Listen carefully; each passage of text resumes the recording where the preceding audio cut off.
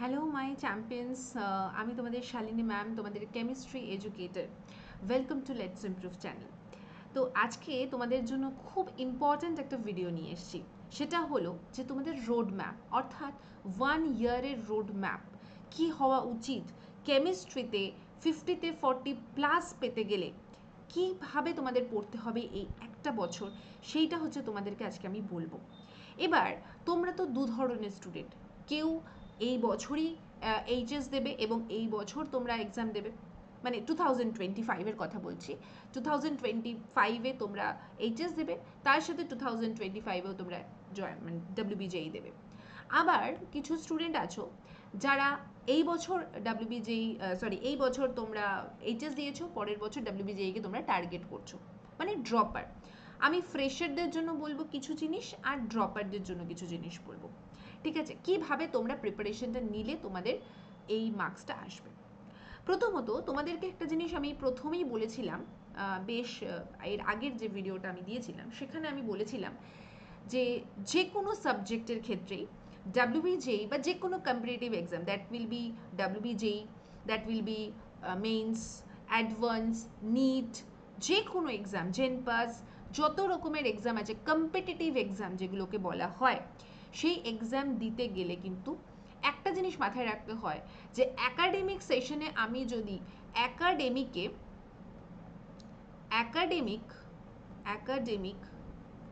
সেশনে আমি যদি 100% সিলেবাসকে কমপ্লিট করি, 100% সিলেবাসকে যদি আমি কমপ্লিট করি অ্যাকাডেমিক সেশনে, মানে 11-12 এইগুলোতে, কম্পিটিটিভ এক্সামে কিন্তু সেটা করলে হবে না, কারণ 100% সিলেবাসই কিন্তু পরীক্ষায় আসে না। মানে অ্যাকাডেমিক সেশনে অ্যাকাডেমিক সিলেবাসে যা থাকে তার অনলি 50-60% কিন্তু তোমাদের কম্পিটিটিভ এক্সামে আসে। মানে একটা চ্যাপ্টার, ধরো আমি অ্যাটমিক স্ট্রাকচার চ্যাপ্টারটাকে যদি ধরি, তাহলে অ্যাটমিক স্ট্রাকচারে তোমরা প্রচুর কিছু অ্যাকাডেমিক ক্লাসে, মানে 11-এ তোমরা পড়েছো, কিন্তু তোমাদের কম্পিটিটিভ এক্সাম মানে ডাব্লিউবিজেইকে যদি আমি এক্সাম্পল নিয়ে ধরি, তাহলে সেখানে কিন্তু সব কিছু আসে না। কিছু কিছু পোর্শন থেকেই কিন্তু নিউমেরিক্যাল, কিছু কিছু পোর্শন থেকেই থিওরি, কিছু কিছু পোর্শন থেকেই কিন্তু তোমার কোয়েশ্চেন আসে। তার মানে আমাদেরকে প্রথমে টার্গেট করতে হবে কি কি পড়তে হবে না, মানে কোন জায়গাগুলো থেকে বছরের পর বছর কোয়েশ্চেন আসে না, মানে সেই জায়গা থেকে একদমই আসে না, এবং ইদানিংকালে তো আসছেই না, রিসেন্ট ইয়ারের কোয়েশ্চেন দেখলে আসছেই না। তাহলে এই জায়গাগুলোকে আমাকে প্রথমে ডিভাইড করতে হবে, আমাকে বাইফার্কেট করতে হবে। এটা হলো প্রথম কথা। এইবারে তোমরা যে পড়বে, কিভাবে পড়বে, প্রথমে তোমাদের যেটা করতে হবে, ক্লাস 11 অ্যান্ড 12-এ তোমাদের বেসিক নলেজটা কেমিস্ট্রির থাকতে হবে। আমি শুধু কেমিস্ট্রির কথা বলছি। বেসিক কিছু নলেজ তোমাদের থাকতে হবে, লাইক আমি অ্যাটমের সম্পর্কে কিছুই জানি না, বা আমি অ্যাটমিক স্ট্রাকচারের ক্ষেত্রে রাদারফোর্ডের থিওরি বা পস্টুলেটস যেটাকে বলা হয়, বা প্লাঙ্কের পস্টুলেটস কি বোরের পস্টুলেটস আমি জানি না, আমি একদমই হাইজেনবার্গস আনসার্টেনটি প্রিন্সিপাল জানি না, তাহলে বাবু হবে না। মোটামুটি তোমাকে একটা হালকা ধারণা তোমাকে থাকতে হবে। আমি ধরে নিলাম তোমার 11টা, কারণ ম্যাক্সিমাম স্টুডেন্টের 11টা একদম তৈরি থাকে না, এবং আমি সেটাই ধরে নিয়ে এগোচ্ছি, তোমাদের কিচ্ছু তৈরি নেই।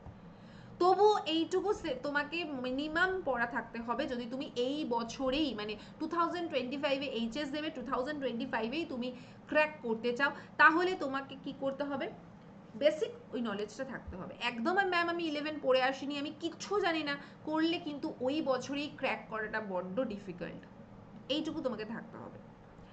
আচ্ছা, এবারে বেসিক নলেজটা তোমার যদি মোটামুটি ঠিক থাকে, তাহলে এই 3 মাসে, বা 3 মাসে বলবো না, সরি, এইচএস এর পর থেকে তোমার যে এক্সাম, ডাব্লিউবিজের এক্সামের টাইমটুকু তোমাকে জাস্ট রিভাইজ করলেই হয়ে যাবে।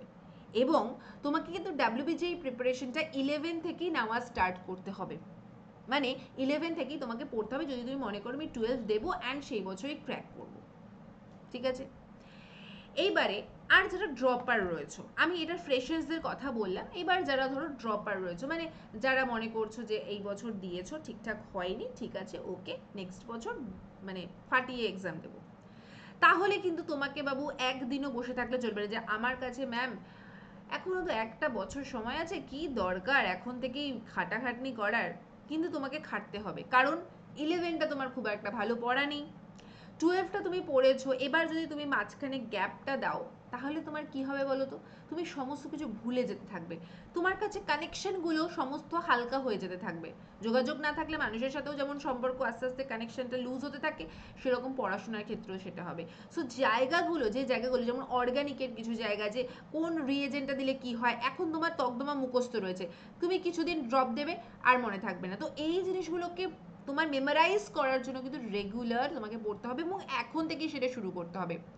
তাহলে পরীক্ষার আগের যে এক্সট্রা অ্যাডেড প্রেশার, যেটা যে অ্যাডেড প্রেশারটা থাকে যে কোনটা ছেড়ে কোনটা পড়বো, কোনটা ছেড়ে কোনটা পড়বো, এইটা থাকে না। এটা তাহলে আমাদের এতটা বার্ডেন দেয় না।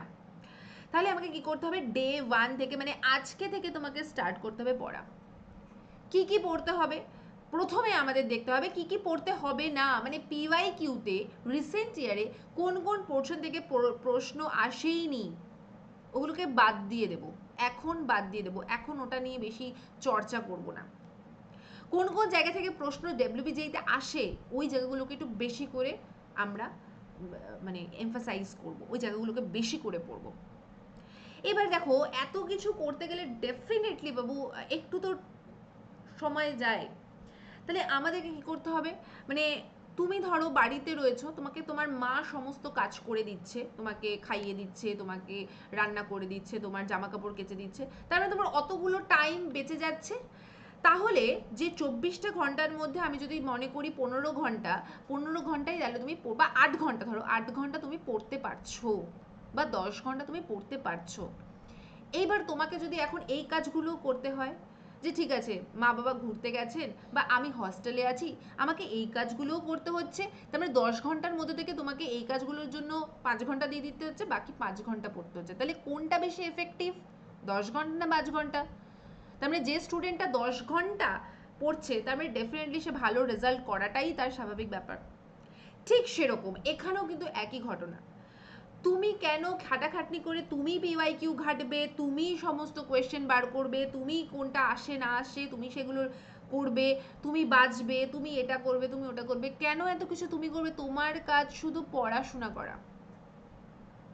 এই জন্য বলে না 1 বছরের মধ্যে কিছু স্টুডেন্ট ক্র্যাক করে যায়, অ্যাকচুয়ালি তারা প্রথম থেকেই একটা পাথ বেছে নেয় যে আমি এটা করব, তার মানে আমাকে এখন থেকেই তার জন্য লড়তে হবে, তার জন্য পড়তে হবে এবং তার জন্য আমার কোনো গাইডের হাত ধরতে হবে। তুমি একটা থেকে ঘুরতে গেছো, তোমার কাছে গাইড নেই, তাহলে তুমি তুমি 1 ঘন্টায় যদি একটা জায়গা ঘোরো, গাইড থাকলে তুমি 1 ঘন্টায় 10টা জায়গা ঘুরতে পারবে, কারণ গাইডের রাস্তাটা চেনা, তোমার রাস্তাটা বাবু চেনা নয়, তোমাকে বারবার এক্সপ্লোর করতে হবে, বারবার হোঁচট খেতে হবে, বারবার ভুল রাস্তায় চলে যাবে। তো 1 বছরের জন্য 1 বছরের মধ্যে তুমি যদি বারবার ভুল রাস্তায় চলে যাও, আবার সেখান থেকে ব্যাক করো, আবার, তাহলে তোমার টাইম ওয়েস্ট হবে এবং তোমার প্রিপারেশনে ঠিকঠাক হবে না, তোমার ঘোরাটা ঠিকঠাক হবে না। সো গাইডের হাত ধরতে হবে। যে কোনো টিচার, আমি বলছি না আমার কাছেই পড়তে হবে, আমি বলছি না যে আমাদের কাছেই পড়তে হবে, এরকম কোনো মানে নেই, তোমার যার কাছে ইচ্ছা তার কাছে পড়তে হবে, তবে দেখে নেবে যে তুমি ঠিক প্রিমিয়াম জিনিসটা পাচ্ছ কিনা, তোমাকে ঠিকঠাক গাইড করছে কিনা, তোমাকে তোমার কাছ থেকে নিচ্ছে বেশি দিচ্ছে কম, এটা যেন না হয়। তো তার জন্য তোমরা ডেফিনেটলি খুব ভালো করে ভেবে চিনতে কোনটা কি করবে সেটা তোমরা নিজেরাই প্রথম থেকে চিন্তা করবে। ডে 1 থেকে তোমাদের যেটা কাজ সেটা হচ্ছে তোমাদের প্রথমে হচ্ছে থিওরিটাকে ভীষণ ভালো করে পড়া, ভীষণ ভালো করে, ভীষণ ভীষণ ভীষণ ভালো করে থিওরিটাকে একদম ভালো করে পড়া, ডেপথ থেকে পড়া, বেসিক থেকে পড়া অ্যাডভান্স লেভেল অবধি।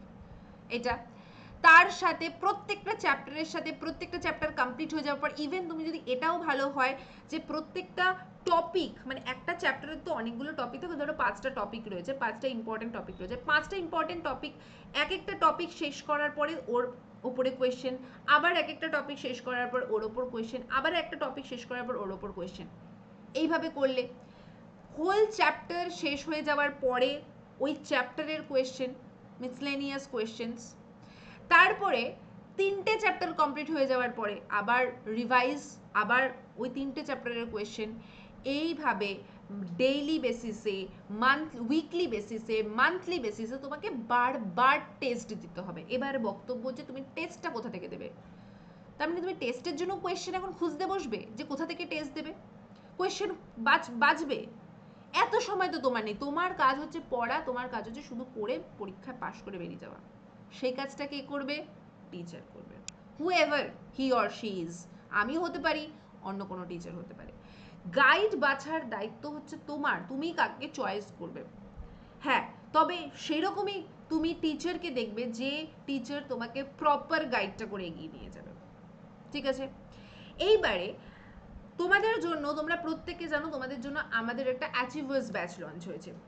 এবার আমি যা যা বললাম তোমাদের যদি সেই জিনিসগুলোকে ঠিক বলে মনে হয়, কোনো টপারকে দেখবে না, অনেকে বলে আমি সেলফ স্টাডি করে আজকে ভালো জায়গায় এসেছি। ম্যাক্সিমাম টিভিতে তো এখন দেখায়, দেখো আমাকেও টিভিতে দেখালে বাবু আমি একটু সেলফ স্টাডির কথাই বলতাম, সবাই তাই বলবে, তোমাকেও দেখালে তুমিও বলবে।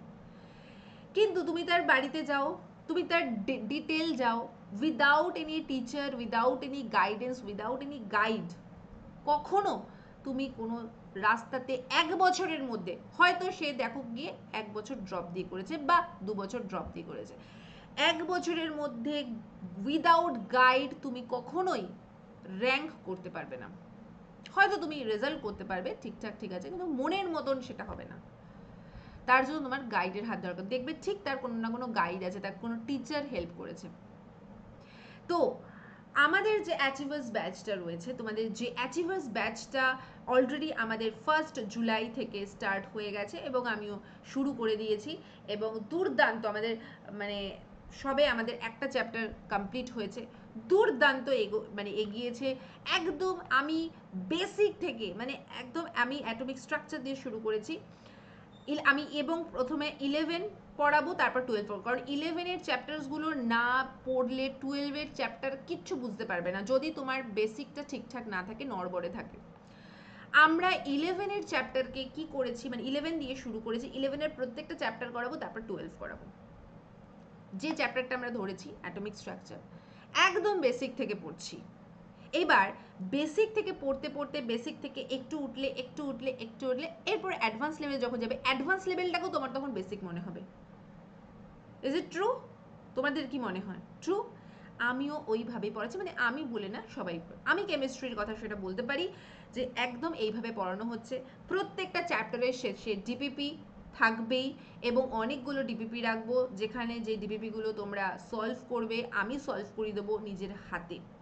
কীরকম কোয়েশ্চেন আসে সেটা তোমাদের দেখিয়ে দেবো, এবং টপিক ওয়াইজও কিন্তু আমার কাছে কোয়েশ্চেন থাকে আর কি। আমিও সেটা করাই যাতে এই টপিক থেকে এই ধরনের কোয়েশ্চেন আসে, এই টপিক থেকে এই ধরনের কোয়েশ্চেন আসে।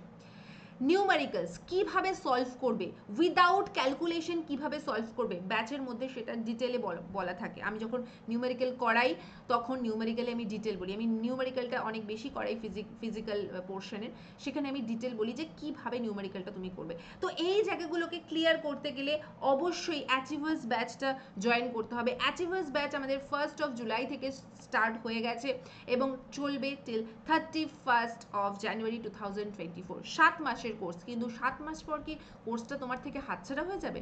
একদম নয়।